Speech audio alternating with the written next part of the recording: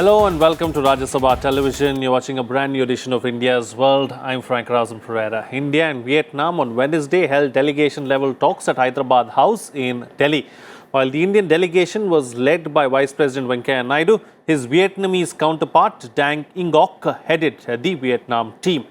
Dang was on a 3-day visit to India. During the visit, Vietnamese budget airline Vietjet announced operation of 5 new routes connecting India and Vietnam.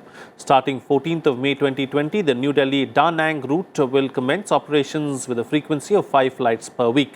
New routes connecting Mumbai with Hanoi and Ho Chi Minh City will operate with the 3 weekly flights and 4 weekly flights from May 15th, 2020 and May 16, 2020 respectively.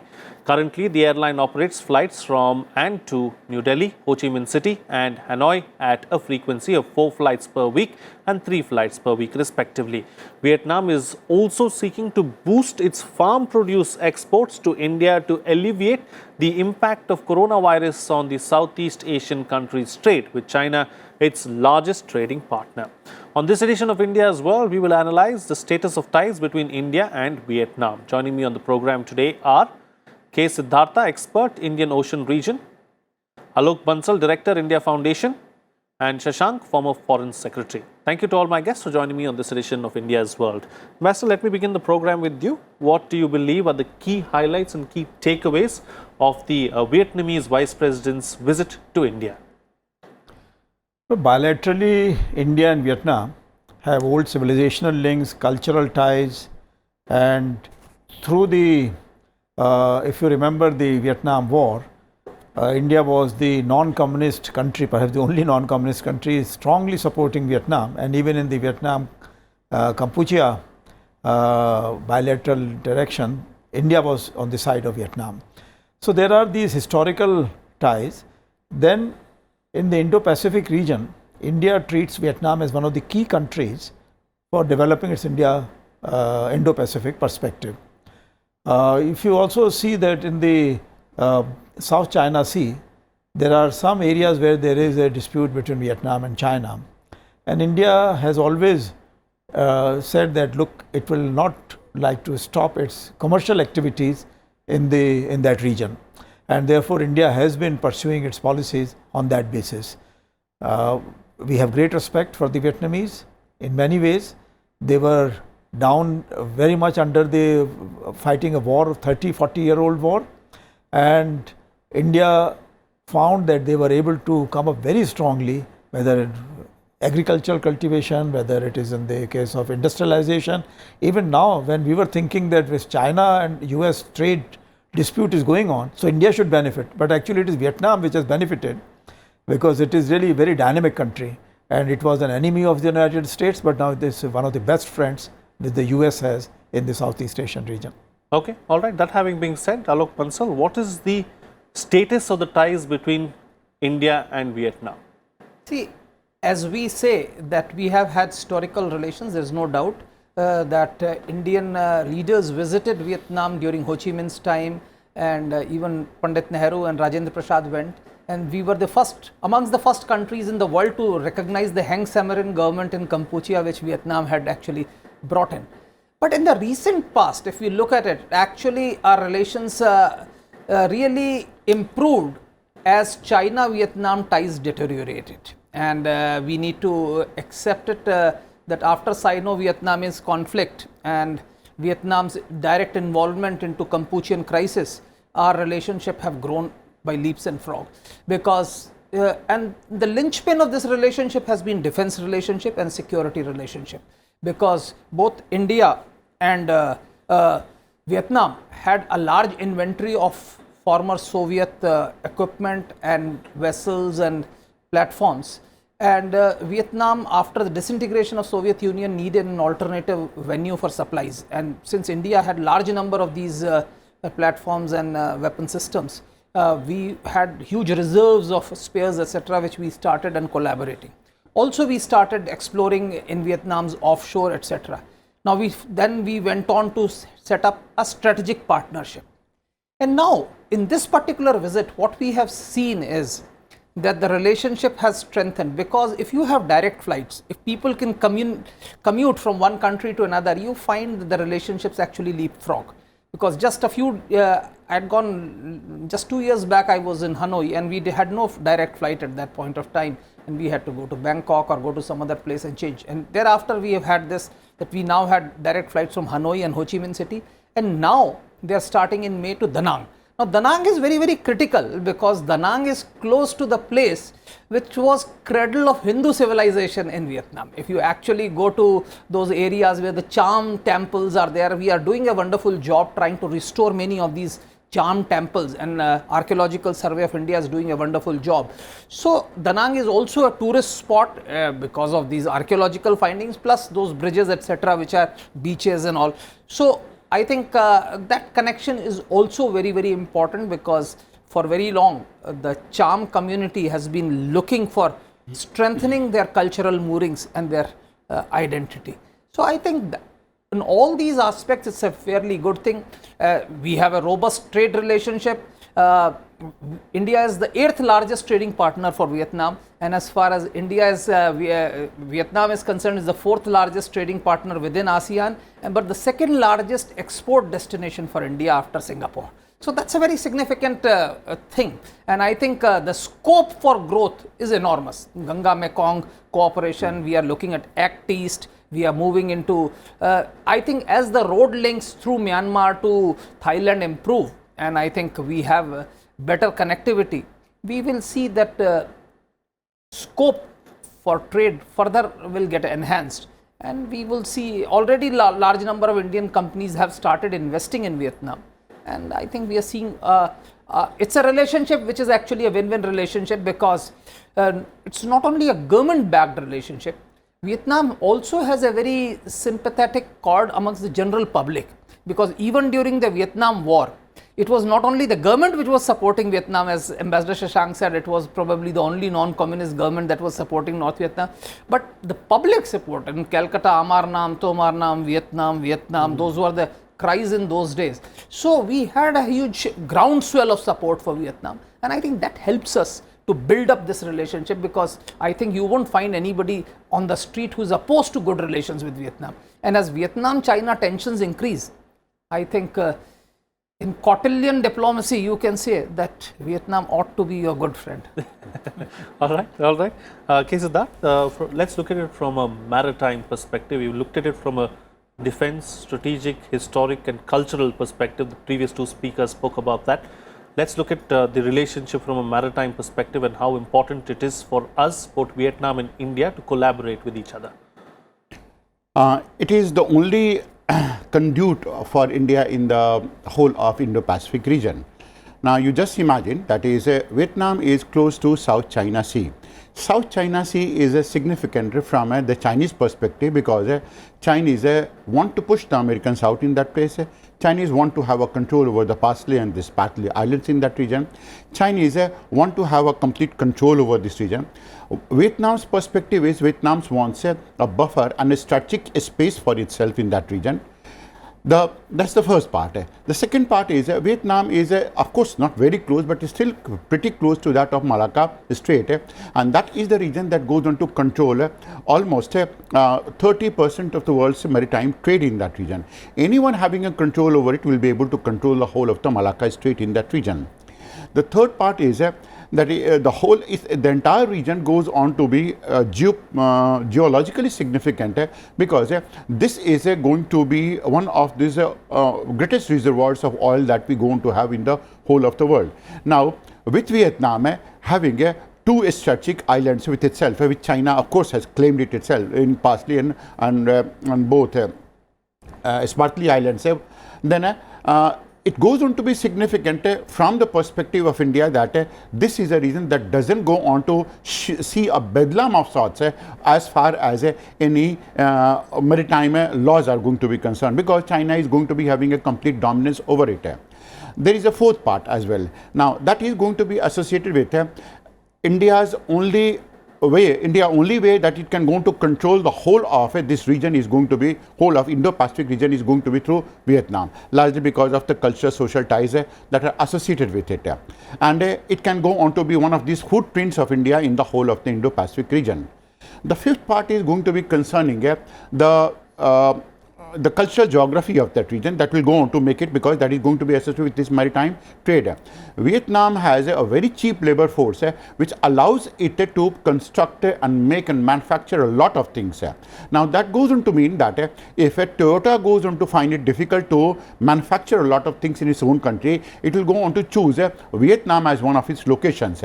Now what is happening right now is if China is finding it, China is finding conduit through Vietnam to put its level of made in Vietnam, and in this era of China American dominance, it is exporting it through Vietnam. Now that is why exactly maritime is going to be significant, and in this case we are not going to be separating the maritime issues with this geostrategic part. And the last is when India goes on to be associated with Quad, it is going to be a maritime cooperation of sorts. It's with an avowed aim to control the whole of the Indo-Pacific region. And that is the reason you can imagine that is when naval port is being built and naval base is being built up at Darwin and also at Keynes. Now the footprints are very, very significant that the whole of this region will going to be manned by one of these countries, of which India is also a strategic partner along with Vietnam. Right. Okay. All right. Taking the discussion forward now, we've discussed about the good points as far as the relationship between India and Vietnam are concerned. But Ambassador, are there any challenges in the relationship? Are there any issues that need to be addressed and to be taken up on a war footing? Well, as far as challenges are concerned, I would say that Vietnam is such a dynamic country that it has picked up many of the markets which India was trying to develop in its own way. And then it found that whether it was for coffee, whether it was for rice, whether for cashews, Vietnam took the lead and took away several of the markets. So therefore, initially we had some difficulty in convincing our commercial people to promote relations with Vietnam further, because they said every time we train some Vietnamese people, they take away our market. So that remains an issue. But the point is that here Vietnam is finding that they were cooperating with China and benefiting from that. They were also cooperating with India, there is no doubt about it, but now they want to exclusively cooperate with India. So this is something very important, because in our Act East policy, we were negotiating all kinds of agreements with the East Asian countries, but suddenly, because the Indian dairy industry, the Indian steel manufacturers and all kinds of people in India, they convinced the Swadeshi Jagran Manch that India will collapse if it joins the RCEP, Act East policy. Japan, Indonesia, Vietnam, Malaysia, so many of these countries have been saying, no, India should not go away. Even China has been saying, please don't go away. This is very important. But now with coronavirus, these countries have to depend on India. So that argument which was being touted by Swadeshi Jagran Manch and many of the Indian industrialists and dairy manufacturers, that China will take away everything and we will be going as a subsidiary of China instead of as a good partner of the United States. Now that is all over. Now either you are there or you just say, no, we have nothing to do with other Asian countries. We will develop relations only with the United States.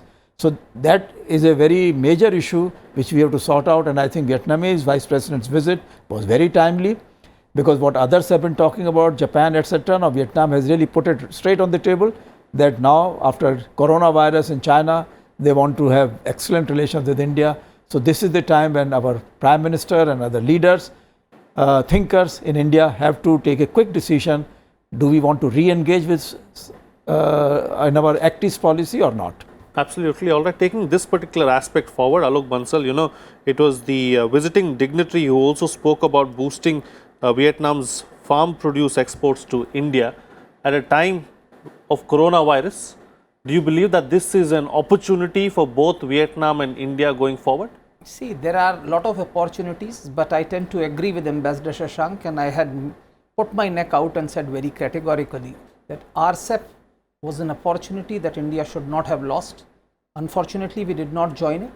But having said that, today we have a window of big opportunity, because coronavirus has reduced people's interaction with China, leave aside trade, and that leaves a lot of scope because a huge market has gone away, and China was the largest trading partner for ASEAN and Vietnam in particular. So we have a huge market available, we could get favorable deals, and Vietnam, which was exporting a large chunk of its agricultural exports to China, would look for alternative markets, and I think one of the biggest alternative markets that's available is India, and that is where they are looking for it.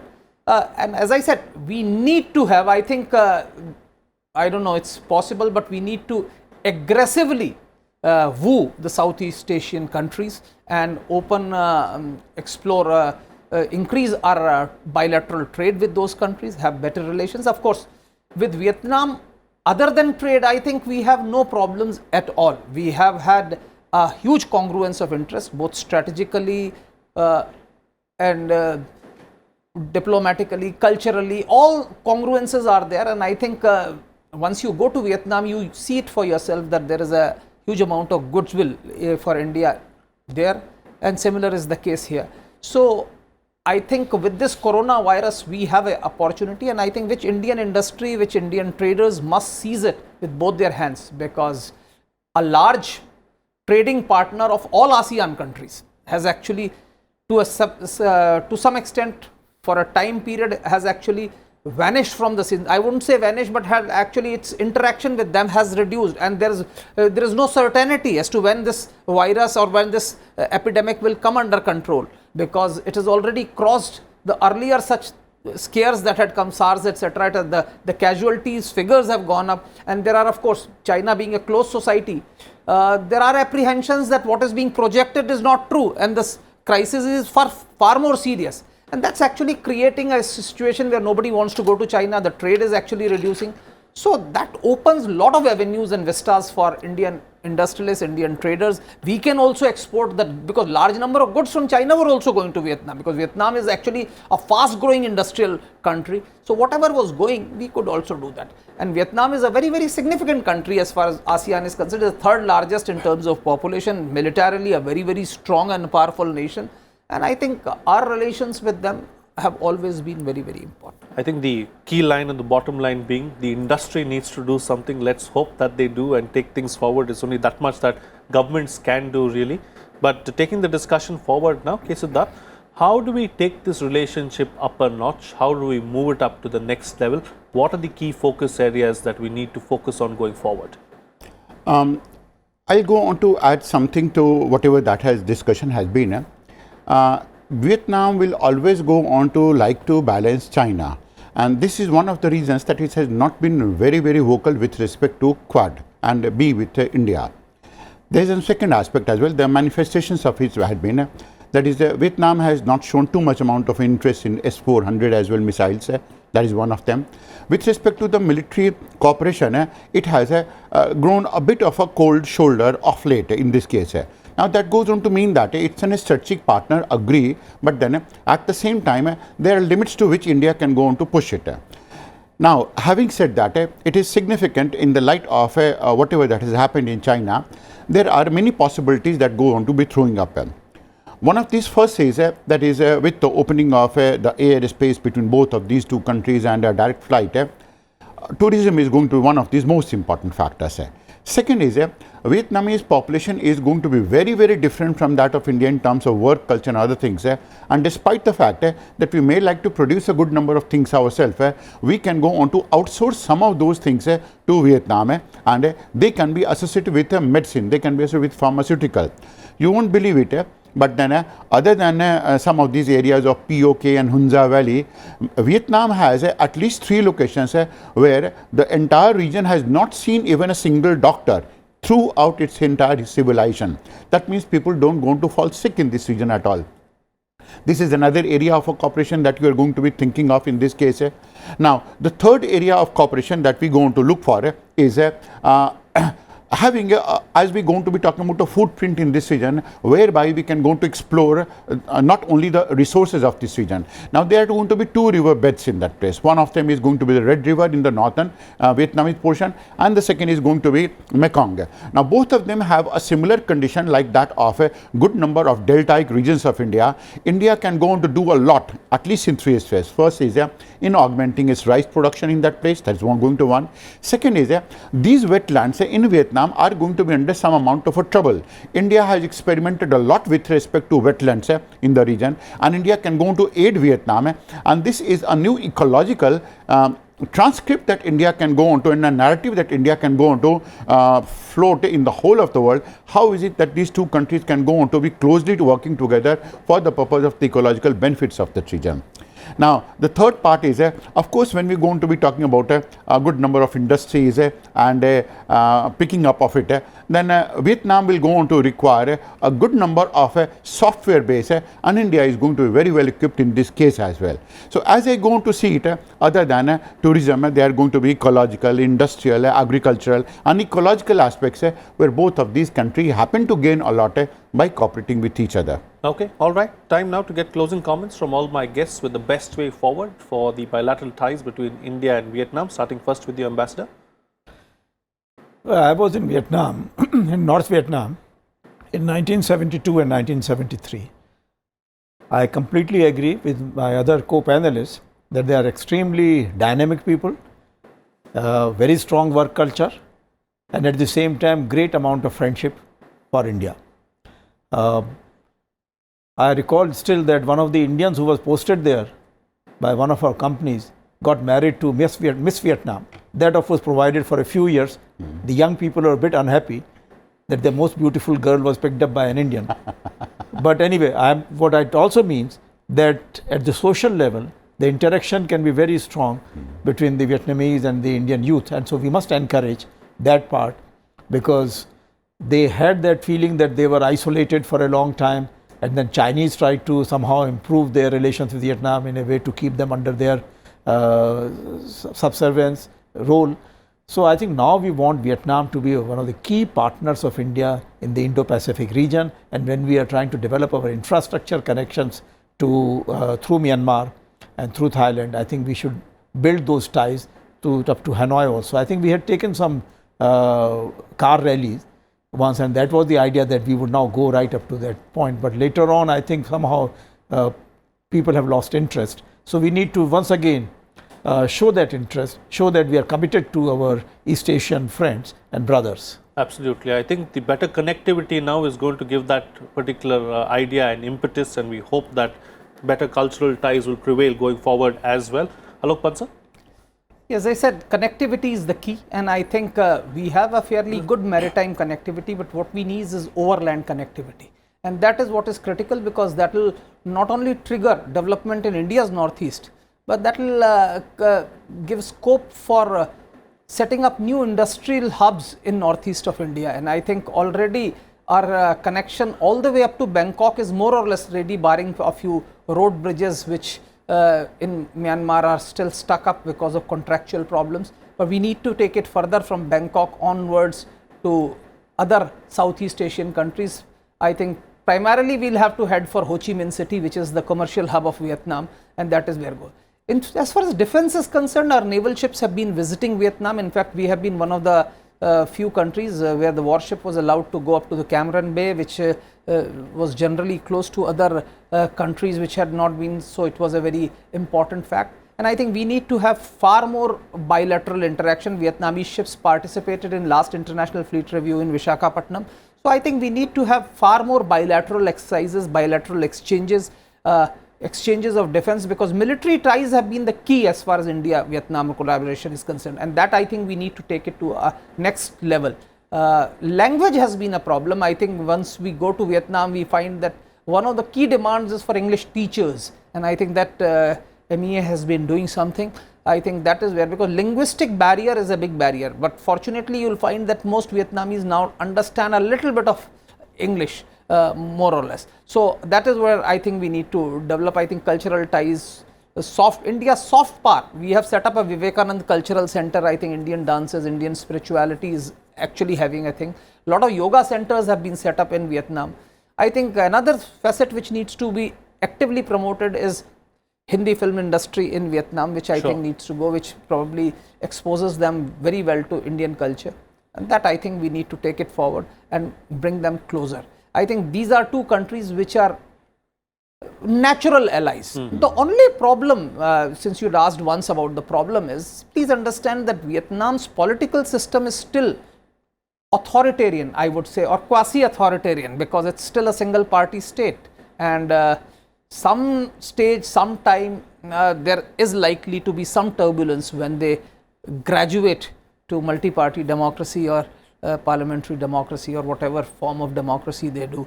So that's one issue. And because of this being a single party state, despite the dynamism of Vietnamese, their government machinery, their red tape is as bad as India's. Right. Or even worse in some cases. So we need to be very, that is one of the impediments as far as good relations is concerned, because their bureaucracy is also very well entrenched. Okay, all right. And K. Siddharth, close the show for us with your concluding remarks. Well, Alok sir has made so many points. I don't have too many things to add, but I'll going to still add 3 of them. Extending on his discussion on connecting whole of this region with India, Northeastern region requires to gear itself up for the purpose of a connectivity that is ultimately going to be from Ho Chi Minh City to that of India and then to Indian cities. There are 2 aspects which are relatively unknown. First is that, I mean, as far as cultural center is concerned, the Ramayana that is going to be narrated in Vietnam is going to be very, very different from the Ramayana that we are going to be doing it in India. And this largely because other than only North India, Ravan has not been projected as a villain of sorts in any part, whether it is Sri Lanka, whether it is going to be Indonesia, Malaysia or any other region. Now this is one part that will go on to attract a good number of people and of course learn a lot of things from that place as well. Second is that these people go on to be having a concept of a god, that is a kitchen god. That's the only place in the world where you're going to be having a god that is a deity, that is a kitchen deity of sorts. Now, Indians who are going to be very, very fond of cuisine, they can go on to take a clue out of it. And there is, of course, all of those type of ties that we are going to be talking about, cultural, defense, that have already been talked about.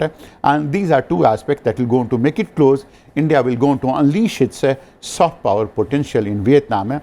Not only English, I also going to suggest that is, we can go on to open centers which go on to be training them, an India center that will go on to train them with respect to everything that is Indian and everything that will go on to be imbibed that is Vietnamese to India, that can be beamed out of it. Right. Okay. All right. On that note, then we'll call it a wrap on this edition of India's World. Thank you to all my guests for joining me on the program and putting things into perspective for us. We'd like to hear from you as well. Our email ID is indiasworld.feedback@gmail.com. You can also tweet to us using our Twitter handles at FRP09 and at Rajya Sabha TV. That's it from me. See you again next time.